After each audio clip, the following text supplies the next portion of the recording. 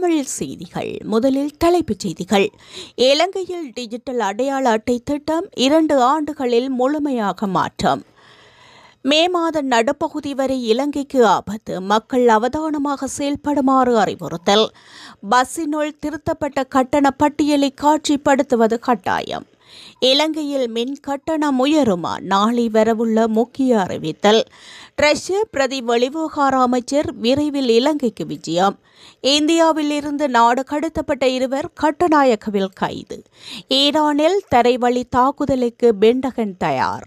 இஸ்ரேலிய அமெரிக்க பல்கலைக்கழகங்களை தாக்குவோம் என இஸ்லாமிய புரட்சிகர பாதுகாப்பு படை எச்சரிக்கை. இலங்கையில் அடுத்த மாதம் முதல் சுழற்சி முறையில் மின்தடை. வெளியாகவுள்ள முக்கிய அறிவிப்பு. தொடர்வன விரிவான செய்திகள். இலங்கையின் தேசிய டிஜிட்டல் அடையாள அட்டை திட்டத்தை கட்டம் கட்டமாக அமல்படுத்துவதற்கு அரசாங்கம் தீர்மானித்துள்ளது. டிஜிட்டல் பொருளாதாரம் தொடர்பான பிரதி அமைச்சர் ஏரங்க வீரரத்ன இது தொடர்பில் கருத்து வெளியிட்டுள்ளார். இந்த ஆண்டின் 3வது அல்லது 4வது காலாண்டிற்குள் முதலாவது டிஜிட்டல் அடையாள அட்டைகளை வழங்க திட்டமிட்டுள்ளதாக தெரிவித்துள்ளார். அடுத்த ஆண்டு 2 ஆண்டுகளுக்குள் நாடு தழுவிய ரீதியில் அனைத்து தேசிய அடையாள அட்டைதாரர்களையும் மீள பதிவு செய்து நவீன அடையாள அட்டை கட்டமைப்பை உருவாக்க இலக்கு நிர்ணயிக்கப்பட்டுள்ளதாகவும் அவர் குறிப்பிட்டுள்ளார். புதிய டிஜிட்டல் அடையாள அட்டையானது நவீன பாதுகாப்பு அம்சங்களை கொண்டிருக்கும். விரல் அடையாளங்கள் போன்ற பயோமெட்ரிக் தரவுகள் என்கிரிப்ஷன் முறையில் பாதுகாக்கப்படும். இதன் மூலம் வங்கி சேவைகள், நலன்புரி திட்டங்கள் மற்றும் உத்தியோகபூர்வ ஆவணங்களுக்காக அரசாங்க அலுவலகங்களுக்கு நேரில் செல்ல வேண்டிய அவசியம் குறைவு. தொலைவில் இருந்தே அடையாளத்தை உறுதிப்படுத்த முடியும். ஒரே அடியாக பழைய முறையை மாற்றாமல் ஒரு குறிப்பிட்ட காலத்திற்குள் டிஜிட்டல் அடையாள அட்டைகளும் தற்போதைய சாதாரண அடையாள அட்டைகளும் இணையாக செல்ல அனுமதிக்கப்படும். இது பொதுமக்களின் சேவைகளில் எந்தவித தடங்களும் ஏற்படாமல் இருப்பதை உறுதி செய்யும் என பிரதி அமைச்சர் வீரங்க ரத்ன சுட்டிக்காட்டியுள்ளார். வெப்ப சுட்டனின் தாக்கத்தினால் நாடு முழுவதிலும் மனித உடலினால் அதிகரித்த வெப்பநிலை உணரப்படுகின்றது. அதாவது மனித உடலில் குறிப்பிடத்தக்க அளவு தாக்கத்தை ஏற்படுத்துவது வெப்ப சுட்டனாகும். இது சரீரப்பதம் மற்றும் வெப்பநிலை இரண்டிற்கும் இடையிலான தொடர்பாகும். இதை ஒரு அதிகரித்த வெப்பநிலை என கருத முடியாது என வளிமண்டலவியல் திணைக்களம் தெரிவித்துள்ளது. வெப்ப தாக்கமானது சூரியனின் அதிகரித்த வெப்பநிலையை குறிக்கும்.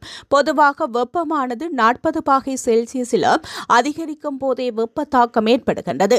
இலங்கையை பொறுத்தவரையில் தற்போது 36-37 பாகை செல்சியஸ் அளவுகளில் வெப்பம் அதிகரித்து காணப்படுகின்றது.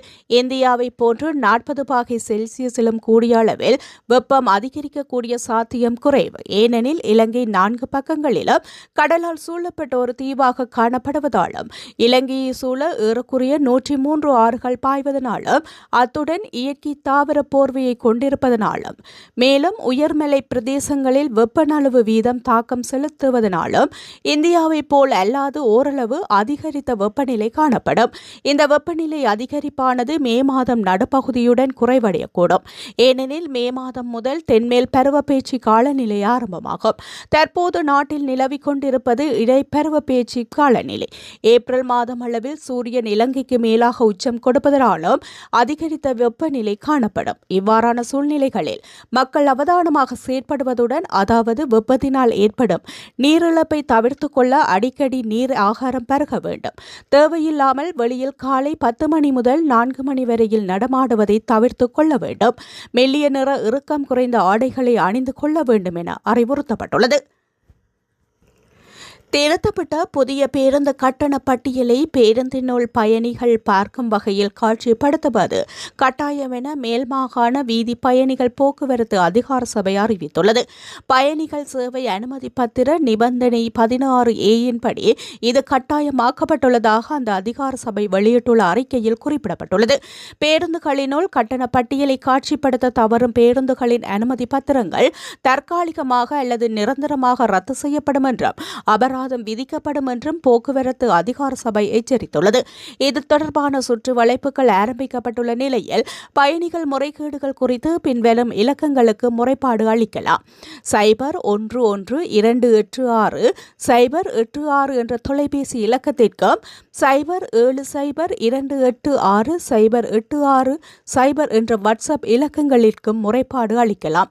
கடந்த 23ஆம் திகதி நள்ளிரவு முதல் அமலுக்கு வரும் வகையில் பேருந்து கட்டணங்கள் 12.19% அதிகரித்துள்ளன.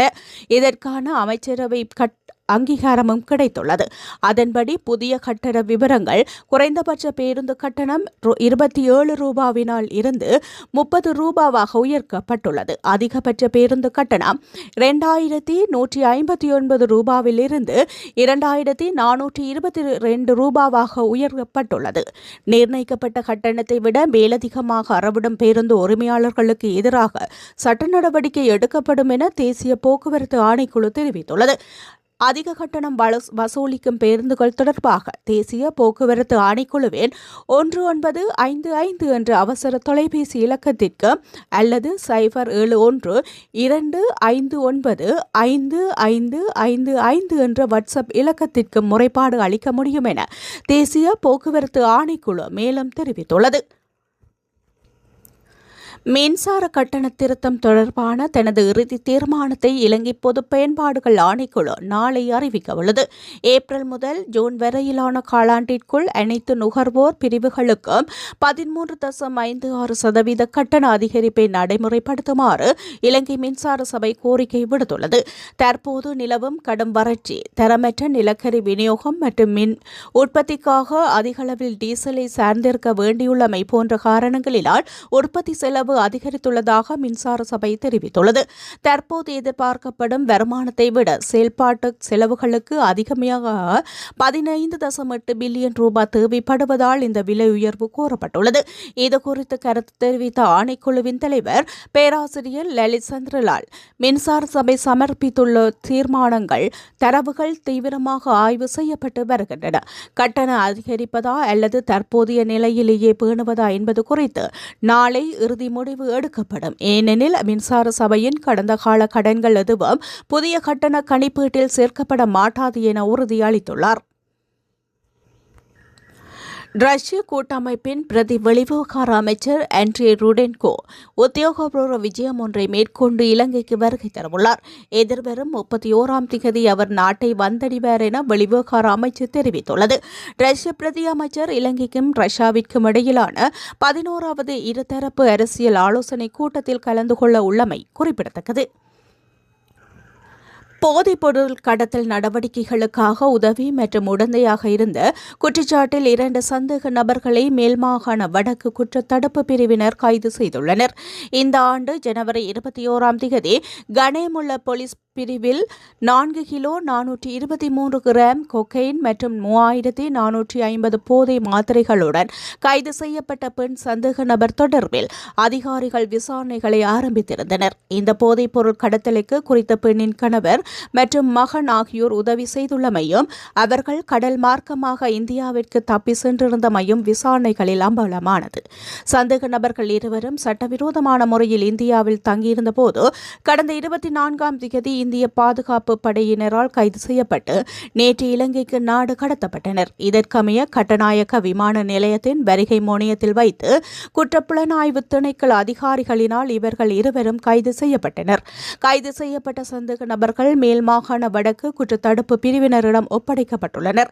இவர்கள் 23 மற்றும் 57 வயதுடைய கொழும்பு 15 பகுதியை சேர்ந்தவர்கள் என அடையாளம் காணப்பட்டுள்ளனர். சம்பவம் தொடர்பான மேலதிக விசாரணைகளை மேல் மாகாண வடக்கு குற்றத்தடுப்பு பிரிவினர் மேற்கொண்டு வருகின்றனர். ஈரானில் தடைவழி இராணுவ நடவடிக்கை ஒன்றை மேற்கொள்வதற்கு அமெரிக்க பாதுகாப்பு தலைமையகமான பென்டகன் தயாராகி வருவதாக வாஷிங்டன் போஸ்ட் பத்திரிகை செய்தி வெளியிட்டுள்ளது.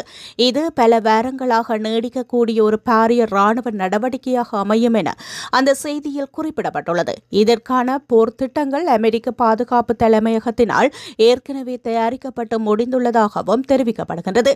இருப்பினும் இந்த நடவடிக்கைக்கு அமெரிக்க ஜனாதிபதி தனது அனுமதியை வழங்க வழங்குவாரா இல்லையா என்பது குறித்து இதுவரை உத்தியோகபூர்வமாக அறிவிக்கப்படவில்லை என அந்த அறிக்கையில் கூறப்பட்டுள்ளது. இதற்கு முன்னதாக சுமார் 4000 மைன் படை வீரர்கள் மத்திய கிழக்கு பிராந்தியத்தை நோக்கி சென்றுள்ளதாக தகவல்கள் வெளியாகியிருந்தன. அத்துடன் அமெரிக்காவின் 82வது வான்வழி படையினரும் பாராசூட் வீரர்களும் இந்த இராணுவ நடவடிக்கைகளுக்கு தயாராக உள்ளதாக அந்த செய்தியில் மேலும் தெரிவிக்கப்பட்டுள்ளது. மத்திய கிழக்கில் உள்ள இஸ்ரேலிய மற்றும் அமெரிக்க பல்கலைக்கழகங்களை இலக்கு வைக்கப் போவதாக ஈரானின் இஸ்லாமிய புரட்சிகர பாதுகாப்பு படை எச்சரிக்கை விடுத்துள்ளது. ஈரானின் தெஹ்ரானில் அமைந்துள்ள அறிவியல் மற்றும் தொழில்நுட்ப பல்கலைக்கழகத்தின் மீது தாக்குதல் நடத்தப்பட்டதை தொடர்ந்து இந்த எச்சரிக்கை விடுக்கப்பட்டுள்ளதாக சர்வதேச ஊடகங்கள் செய்தி வெளியிட்டுள்ளன. இதன்படி பிராந்தியத்தில் உள்ள அத்தகைய அனைத்து பல்கலைக்கழகங்களும் சட்டப்பூர்வமான இலக்குகளாக கருதப்படும் என அவர்கள் தெரிவித்துள்ளனர். மத்திய கிழக்கில் உள்ள அமெரிக்க பல்கலைக்கழகங்களின் அனைத்து பணியாளர்கள், மாணவர்கள் மற்றும் அண்மித்த பகுதிகளில் வசிப்பவர்கள் அந்த இடங்களை விட்டு வெளியேறுமாறு ஈரானிய இஸ்லாமிய புரட்சிகர பாதுகாப்பு படை அறிவுறுத்தியுள்ளது. பிராந்தியத்தில் உள்ள அமெரிக்க நிறுவனங்கள் மீதான தாக்குதல்களை தவிர்ப்பதற்கு ஈரான் பல்கலைக்கழகங்கள் மீதான குண்டு தாக்குதல்களை அமெரிக்கா கண்டிக்க வேண்டும் என வலியுறுத்தப்பட்டுள்ளது. இந்த கண்டனத்தை மார்ச் 30 ஈரான் நேரப்படி நண்பகல் 12 மணிக்கு முன்னதாக அமெரிக்கா தெரிவிக்க வேண்டும் எனவும் ஈரானிய புரட்சிகர பாதுகாப்பு படை அறிவுறுத்தியுள்ளதாக சர்வதேச ஊடக தகவல்கள் மேலும் தெரிவிக்கின்றன. இலங்கையின் மின் உற்பத்தி கட்டமைப்பானது கடும் அழுத்தத்திற்கு உள்ளாகியுள்ள நிலையில் எதிர்வரும் ஏப்ரல் மாதம் முதல் இரவு நேரங்களில் திட்டமிடப்பட்ட மின்தடைகளை அமல்படுத்த வேண்டிய சூழல் ஏற்படலாம் என மின்சார சபை பொறியியலாளர்கள் எச்சரித்துள்ளனர். மின்சார விநியோகத்தில் ஏற்பட்டுள்ள நெருக்கடிக்கு பல காரணிகள் ஒன்றாக அமைந்துள்ளதாக தெரிவிக்கப்படுகின்றது. பிரதான நீர்மின் தேக்கங்களில் நீர்மட்டம் வேகமாக வீழ்ச்சியடைந்து வருகின்றது. ஒரு அலகு டீசல் மின்சாரத்தை உற்பத்தி செய்ய அரசாங்கத்திற்கு சுமார் ₹90 செலவாகின்றது. மாலை நேர உச்ச பயன்பாட்டு நேரத்தில் நிலவும் 150 மெகாவாட் பற்றாக்குறையை நிவர்த்தி செய்ய தினசரி ₹36 பில்லியன் செலவிடப்படுகின்றது. மத்திய கிழக்கில் நிலவும் போர் பதற்றங்களால் எரிபொருள் மற்றும் நிலக்கரி இறக்குமதியில் தடைகள் ஏற்பட்டுள்ளதோடு அவற்றின் விலைகளும் உயர்ந்துள்ளன. நுரைசோலை மின் நிலையத்தில் நிலக்கரியின் தரம் தொடர்பான சிக்கல்கள் இன்னும் நீடிக்கின்றன. நாடு தழுவிய ரீதியில் பாரிய மின் முறிவுகள் ஏற்படுவதை தவிர்க்க குறுகிய கால சுழற்சி முறையிலான மின்வெட்டுகளே ஒரே தீர்வு என மூத்த பொறியியலாளர் ஒருவர் தெரிவித்துள்ளார். மின் நுகர்வு உச்சத்தில் இருக்கும் இரவு 6 மணி முதல் 10 மணி வரை இந்த மின் தடைகள் ஏற்பட வாய்ப்புள்ளது. மின் கட்டமைப்பின் ஸ்திரத்தன்மையை பேணவும் பராமரிப்பு பணிகளை முன்னெடுக்கவும் இது அவசியமாகின்றது எனவும் தெரிவிக்கப்பட்டுள்ளது. மின்வெட்டு குறித்து இதுவரை உத்தியோகபூர்வ அட்டவணை எதுவும் வெளியிடப்படவில்லை. இது ஒரு இறுதி முயற்சியாகவே எடுக்கப்படும் என வலுசக்தி அமைச்சு தெரிவித்துள்ளது. பகல் நேரங்களில் 21% சூரிய சக்தி, 14% நீர்மின் மற்றும் 26% அனல் மின் என மின்சாரம் பெறப்படுகின்றது.